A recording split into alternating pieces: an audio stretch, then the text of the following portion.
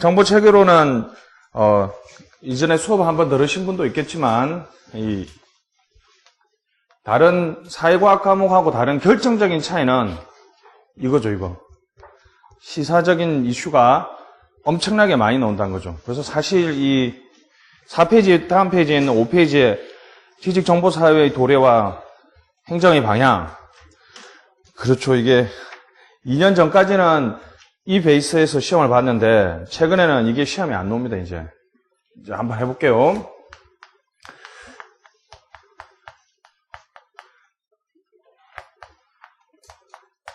자, 빅데이터나 SNS 정도는 여러분들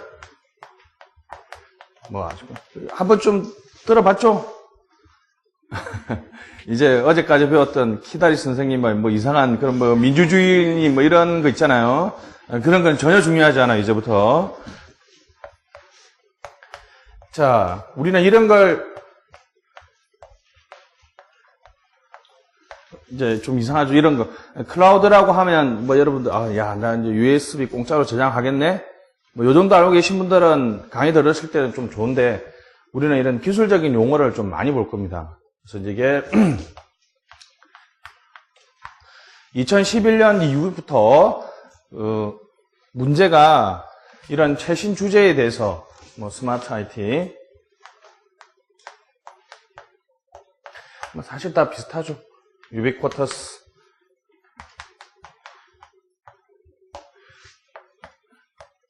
제가 많이 한다고 적는 거 아닙니다. 이런 게 전부 다 지금 기술 용어예요.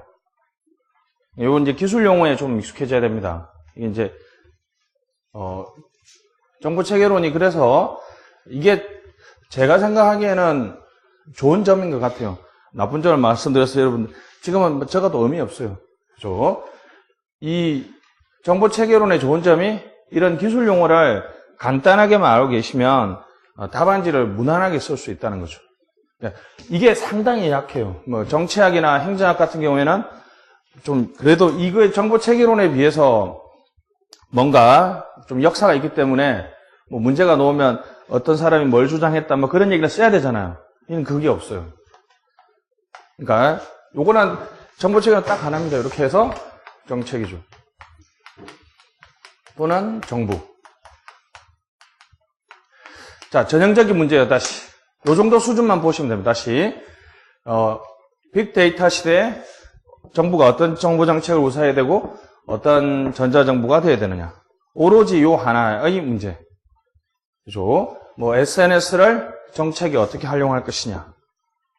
자, 요 정도 수준밖에 안 됩니다. 그래서 기술 용어를 좀 아셔야 되는 게 이 과목의 결정적인 단점인데, 우리는 기술 내용을 정확하게 알 필요는 없고요.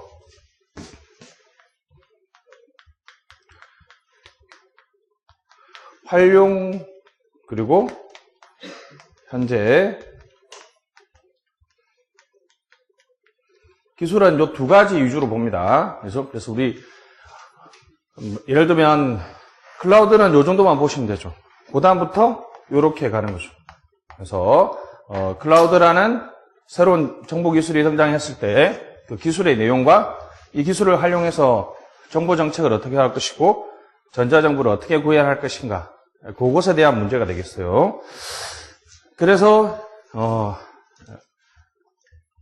기본서가 그렇죠. 이게 못 따라가죠, 사실 선생님들이. 자, 그래서 4페이지.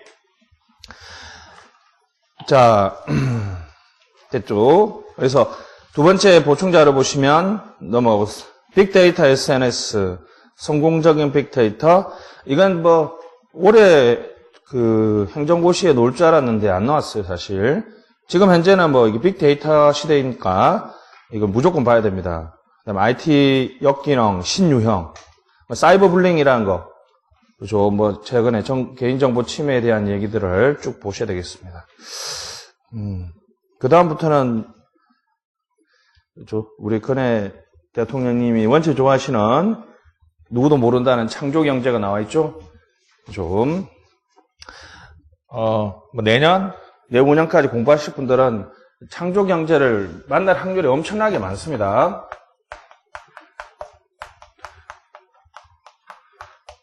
범죄자는 범죄 현장을 다시 방문한다면서요.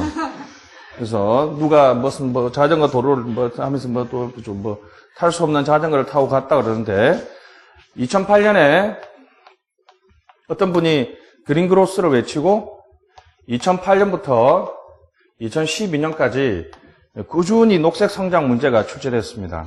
이제 이거는 안 나오겠죠. 자, 어떤 분이 뭘 주장했어요? 저는 올해도 이거 놓을 줄 알았는데 올해는 자기들도 준비가 덜 됐는지 안 냈더라고. 내년에 무조건 나옵니다. 창조경제. 큰 문제가 나오든 작은 문제만 나오든. 정부 체계론의 또 하나의 특징은 기술의 반영 속도가 그죠? 다른 어떤 시험 문제보다는 엄청나게 빠릅니다. 이 같은 경우에는 2008년 5월인가 6월 달에 말했는데 그해 바로 시험에 나왔어요. 거의 1년, 2년 텀을 안 넘기거든요. 그러니까 이걸 봐야 되고 그래서 제가 하고 싶은 말이 앞페이지 넘어가 보시면 다시 이쪽으로 와보시면 자, 거기 목차의 중간에 보면 정부 3.0 나와 있죠? 그거 별표 3개 하시고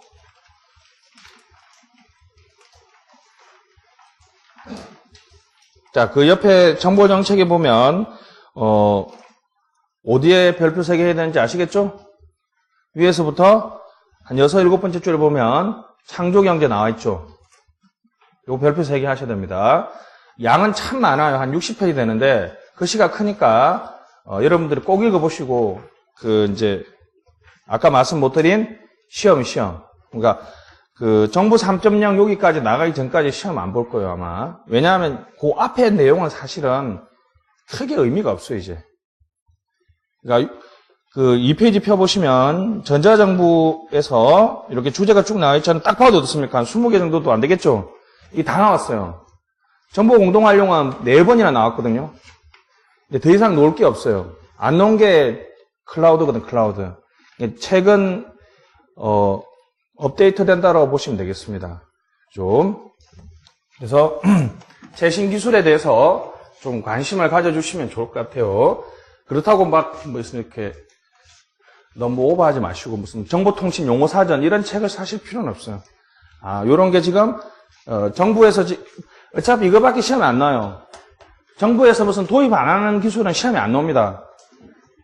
아시겠죠? 그러니까 지금 정부가 도입하려고 하는 것들 어떤 포인트에서 도입하려고 하느냐 그 2개 위주로 공부하시면 되고 이론은 우리가 틀이죠, 틀.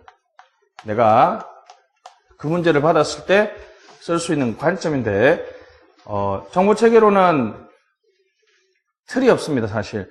이 학자들이 지금 공통적으로 사용하는 틀은 딱 하나밖에 없어요. 그래서 정보체계로는 정보정책하고 전자정부로 다룬다는 이 2가지 하나죠, 하나. 정보정책과 전자정부로 정보체계로는 공부한다는 요거밖에 합의가 안 돼 있고 그 안에 주제들도 그 학자들마다 엄청나게 차이가 많습니다. 우리는 행자학 베이스의 정보체계로를 쓴 우리나라의 책이 크게 선생님들 관련해서 크게 4종이 있는데 그 중에 여러분이 잘 아는 2종만 보시면 되고 그 4종 중에 가장 지금 업데이트가 돼 있다라고 하는 게 정충식 교수님의 전자정부론이 2012년 버전이거든요. 그것도 지금 정부 3.0 반영 안 돼 있겠죠. 냉정하게 말하면 그 책 그냥 사면 이론하고 시사 중에 어느 것만 건지는 거예요? 요것밖에 못 건지는 거죠. 그러니까 굳이 책을 사서 보시는 게 좋죠. 그죠?